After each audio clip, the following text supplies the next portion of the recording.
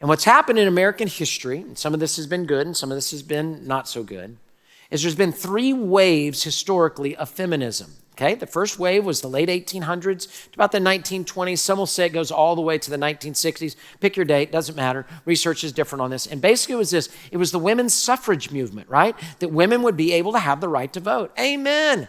Yes.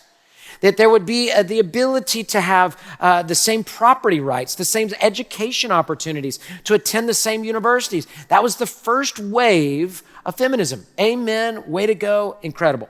Then in the 1960s, and many of you lived through this, the 1960s to the 1980s, then you had what's called the second wave, and that was equal pay for equal work. Equal opportunities, equal pay for equal work. Again, wonderful. That's great. If you watched the U.S. Open last weekend, it was celebrating the 50 years of equal prize money. Well, when did that happen? 1973, which is smack dab in this wave that we're happening here of the second wave. So that's great. But at this point now, reproductive rights is going to move to the center. It's going to be about abortion and birth control, and that's going to be in the center place, okay? And you're going to have a little bit of a tension because there's some ladies that say, I don't want to work outside the home. I want to be here in the home. And other ladies are like, no, that's not what I want. So there's going to be a little bit of tension. Then you end up in the 1980s till now, okay? And this is the third wave. And this is where our culture, where we are right now. The History Channel, not a biblical study, not a commentary. The History Channel said this about the third wave of feminists. Embracing the spirit of rebellion instead of reform. Okay? Embracing the spirit of rebellion instead of reform. And so good things were taken, assaulted, like workplace harassment and sexual assault. All those things have no place in our society. They have no place in our Bible. And at this point, though, abortion becomes the primary issue, okay? It's now moved to the primary, and so we can see that even today, right? Becomes the number one thing. Now, women are not seen to be equal with men. They're seen to be better than men. Men are toxic. Men are predators. Men are unnecessary, and we don't need them.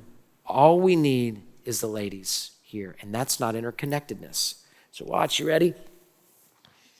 So now the most celebrated man in America is the man who says he's a woman. Because you can be interchangeable.